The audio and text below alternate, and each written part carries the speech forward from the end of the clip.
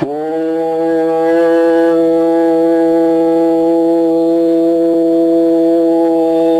ஈஸ்வரா குருதேவா.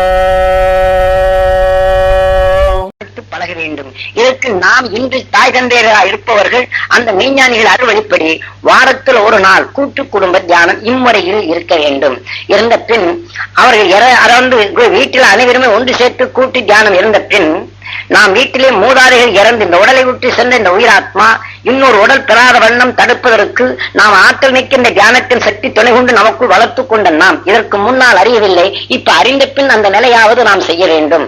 நாம் இந்த தியானம் எடுத்த பின் இறந்தவருடைய உயிராத்மாவை அந்த சப்தரிஷி மண்டலத்தின் ஒளி அலையுடன் கலந்து இன்னும் 16 பெரும் வீடு பெற்று பெரும் நிலையான நிலையில் இன்னும் 16 ஒளி சரீரம் பெற வேண்டும் என்று வாரத்தில் ஒரு நாளாவது நாம் இறந்த மூதாதைய உயிராத்மாக்களை வின் செலுத்த நாம் பழக வேண்டும். அவர்கள் அந்த உயிராத்மா வின் சென்ற பின் வாரத்தில் ஒரு நாள் நாம் அவர்களை எண்ணும் போது அந்த உயிராத்மா சப்தரிஷி மண்டலுடன் உணர்வுடன் அங்கே சொல்லடும் போது அந்த உணர்வுக்குள் வளர்ந்ததுதான் நாம் சரீரம். நாம் இயங்கி கொண்டிருக்கும் போது நாம் எந்த உணர்வின் தன்மை சரீரத்தை விட்டு இயங்கிய பின் உணர்வின் மனத்துடன் நிறந்து கொண்டிருப்பதை நாம் ஆற்றல் மிக்க நிறைகள் கொண்டு நாம் அதை விண்ணிலையை செலுத்துகின்றோமோ அந்த உணர்வின் தன்மை விண்ணிலையை சப்தரிஷி மண்டலங்களிலிருந்து வெளிப்படும். அந்த ஞான ஒளியின் சுடரை ஆகாரமாக எடுத்து அந்த உயிராத்மா ஒளி சரீரமாக சொல்லலும். ஆனால் அது சொல்லலும் போது அந்த உணர்வின் ஆற்றல் கொண்ட நாம் சரீரமா இருக்கும் போது நாம் விண்ணை நோக்கி புலனறிவுக்குள் எண்ணத்தை செலுத்தி விண்ணை நோக்கி நாம் அவர்களை செலுத்திய பின் அதே விண்ணிலே நாம் புலனறிவை நாம் செலுத்தும் போது விண்ணிலே நிறந்து கொண்டிருக்கக்கூடிய ஆற்றல் கொண்டு அவங்க சப்த ரிஷி மண்டலங்களில் இருந்து அந்த உணர்வின் சத்தை புசிக்க அவங்க வளரும் போது அந்த உணர்வின் ஆற்றல் கொண்ட சரீரத்துக்கு நாம் சுலப நிலையை பெற்று விண்ணின் ஆற்றலை நமக்கு பெற்று நம் மனித வாழ்க்கையில் வரக்கூடிய இருளை மாற்றி நமக்கு ஒளியின் சரீரமா ஒவ்வொரு நிமிஷம் பெறும் தகுதியை பெறுகின்றோம். அதை நாம் செய்ய வேண்டும். அதை செய்ய வேண்டும் என்றால் இதை கேட்டவருடைய நிலைகள் வீட்டிலே வாரத்தில் ஒரு நாள் கூட்டு குடும்ப தியானம் அவசியம் தேவை. அந்த தியானம் இருந்த பின் அம்மா அப்பா அருளால் நான் மகரிஷிகளின் அருள்வழி பெற வேண்டும் என்று தாய் தந்தையிடம் அருளாசி கேட்க வேண்டும். இந்த முறைப்படி அன்று மகரிஷிகள் காட்டிய அருள் நெறிவழி நாம் காட்டிய அந்த நெறிவழிக்கால் நடந்தால் இன்று வாழ்க்கையில் வரக்கூடிய துன்பத்தை அகற்ற முடியும். இந்த உடலை விட்டு சென்ற பின் நீ ஞானியின் அருள்வழி கொண்டு அவருடைய சுழற்சி வட்டத்துக்குள் அவர் சமைத்து இந்த உணர்வின் ஆற்றலை நாம் ஆகாரமாக எடுத்துக்கொண்டு ஒளி சரீரம் செல்ல முடியும். ஆக மனிதன் கடைசி நிலை ஒளி சரீரமே. ஆனால் அதை விட்டு பரிணாம வளர்ச்சியில் நாம் மனிதனா வளர்ந்தாலும் இதற்குள் ஆசாபாசமும் அரசின் நிறைகள் கொண்டு மோகத்தின் நிறைகள் கொண்டு நம்ம அறியாமை விஷம் சூழ்ந்து கொண்டால் அது துடைக்காத வண்ணம் விஷத்துக்குள் சிக்கிவிட்டால் விஷத்தின் சரீரமான ஆரம்ப நிலையான மிருக சரீரங்களை நாம் பெற்று விடுவோம். ஆனால் அதிலிருந்து நாம் மீள்வதற்கு இதை தவிர வேற சிறந்த வழி இல்லை. உங்களை நீங்க நம்ப வேண்டும். தாய் தந்தையினுடைய தெய்வமாக கருத வேண்டும். ஆக தாய் தந்தையின் அருள் வழிப்படி மெய் ஞானிகள் காட்டிய அந்த அருள் நெறியை உங்களுக்குள் எடுத்து இந்த வாழ்க்கையில் வரக்கூடிய துன்பத்தை வீழ்த்தி நமக்கு மெய் ஒளியை நாம் வளர்த்து மெய் ஒளியான சரீரம் பெறுவோம் என்ற வாரத்தில் ஒரு நாள் நீங்க கூட்டு குடும்ப தியானம் அவசியம் நீங்க இருந்து பழக வேண்டும்.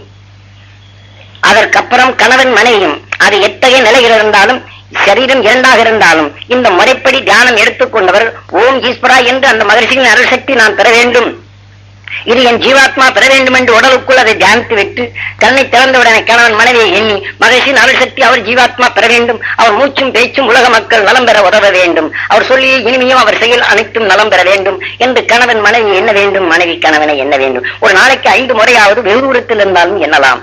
காரணம் நண்பருக்குள் நாம் நல்லதை செய்யும் போது எண்ணியுடனே விக்கலாகின்றது. எனக்கு துரோகம் செய்தான் என்று பாதி என்று பேசும்போது புற ஓடுகின்றது.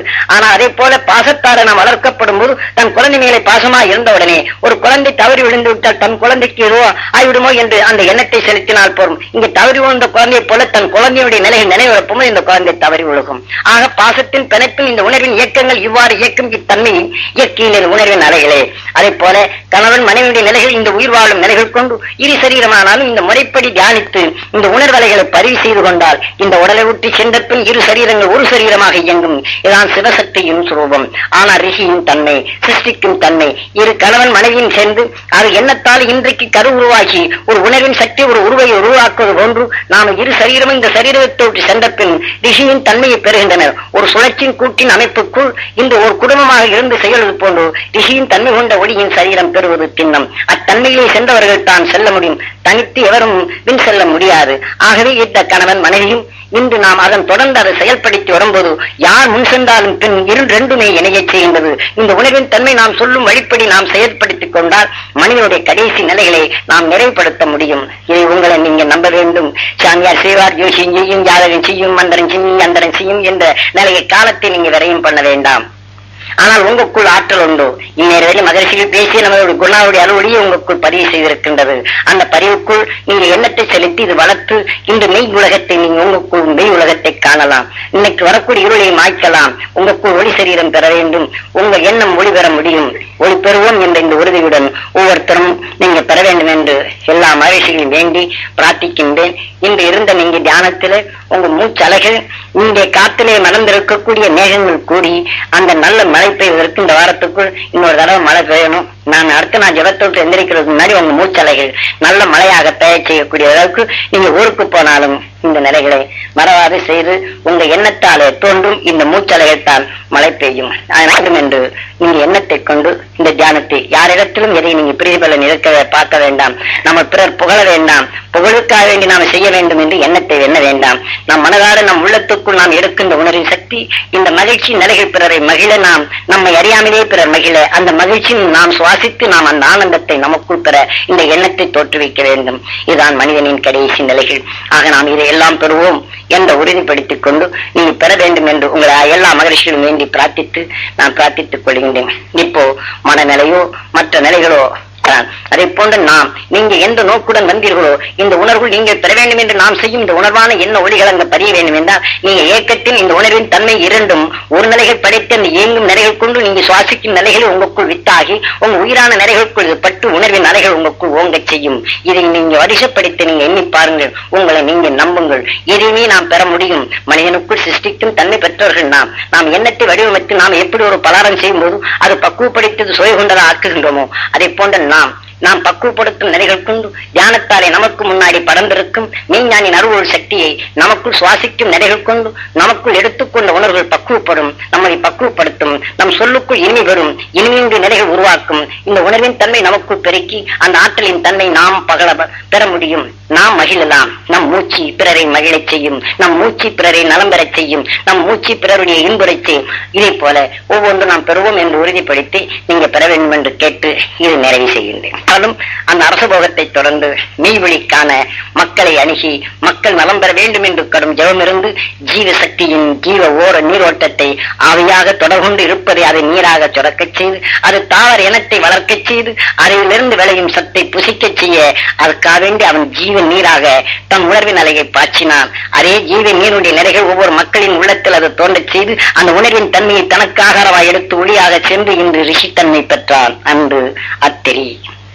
ஆகையினால அதே போல நாமும் இந்த வாழ்க்கையுடைய நிலைகள் எத்தகைய இன்னல் இருந்தாலும் அத்தகைய போன்று இந்த வாழ்க்கையில் வரக்கூடிய நிலைகள் நமக்குள் அது பெரிது இது பெரிது என்ற நிலையை உதறி தள்ளிவிட்டு நாம் பெருமை மெய் ஒளியை பெரிது, நாம் இது மூச்சலை பிறருக்கு நன்மை செய்வதை பெரிது, நான் செயல்படுத்தும் நிலையை பிறருடைய நிலைகள் மகிழ நான் பார்ப்பதே எனக்கு பெரிது, அந்த மகிழ்வான உணர்வை எனக்கு விளைந்த அந்த ஒளியின் தன்மை பெறுவதே எனக்கு பெரிது என்ற இந்த மகிழ்ச்சியின் ஓட்டத்தை நீங்க பெற வேண்டும் என்று இந்த எண்ணத்துடன் வாழ்க்கையை தொடருங்கள். ஏனென்றால் இன்று விஞ்ஞான உலகத்தினுடைய நிலைகள் நான் ஏற்கனவே 2 நாள் சொல்லியிருக்கின்றேன். நாளை பௌர்ணமி தியானத்தன்னைக்கு எல்லாத்துக்கும் நிறைய சொல்லணுங்கிறதுக்காண்டி இதை சுருக்கி சொல்லிட்டேன். அதனால பௌர்ணமிக்கு எல்லாரும் அன்னைக்கு வர்றவங்களுக்கு எல்லாம் நிறைய தினம் போராட்டின்னு சொல்லியாச்சுன்னா சாமி அன்னைக்கு சொன்னதானே சொன்னாருன்னு சொல்லிட்டு அதுல வேற சோறு உடைஞ்சிருவாங்க. அதனால பௌர்ணமி அன்னைக்கு நிறைய பேச வேண்டி இருக்கின்றது. அந்த அருள் சுடர் ஒளியுடன் உங்களுக்கு கலக்கச் செய்வதற்காக வேண்டி அந்த ஆற்றல் மிக்க நிலைகள் எல்லோருக்கும் பெற செய்ய இங்க இல்லை என்றாலும் ஊர்ல இருப்போர் பௌர்ணமி தியானம் தன்னைக்கு நீங்க விண்ணை நோக்கி இருக்கும்போது அந்த ஆற்றல் ஒவ்வொருத்தரும் பெற முடியும். அதை அன்றைய தினம் செயல்படுத்தும் போது இந்த ஆற்றல் மிக்க சக்தி அனைத்துக்கும் கிடைக்கும். நேற்றொன்றும் அத்திரி மாமகிழ்ச்சியின் வரலாற்றை பற்றி பேசிக் கொண்டிருந்தோம். நாளைக்கு பௌர்ணமி நாளா இருப்பதனால இன்று நாம் முதலிலே தியானத்தை ஆரம்பித்து விட்டு அதுக்கப்புறம் அத்திரை பற்றி அவர் ஆற்றல் மிக்க சக்தியினுடைய தன்மையை உத்தராயணம் இப்போ அதாவது வெப்ப காலத்தினுடைய ஆற்றல் மிக்க சக்திகள் அதை எவ்வாறு பெற்று அதன் வளர்ச்சியினுடைய தன்மைகள் அணுக்கள் எவ்வாறு வளர்ந்தது, அதன் ஆற்றலிலே மனிதனுடைய உணர்வுக்குள் எவ்வாறு அந்த 6வது அறிவின் தன்மை பெற்றது என்ற போகர் தாவர இன சத்திற்குள் இருக்கக்கூடிய ஒவ்வொரு உணர்வின் சக்தியையும் தான் நுகர்ந்து அதே போல விண்ணின் ஆற்றலுக்குள் இருக்கக்கூடிய ஒவ்வொரு அணுக்களின் ஆற்றல் மிக்க சக்தி எவ்வாறு அது இயக்கம் என்ற பேருண்மையை அறிந்துணர்ந்து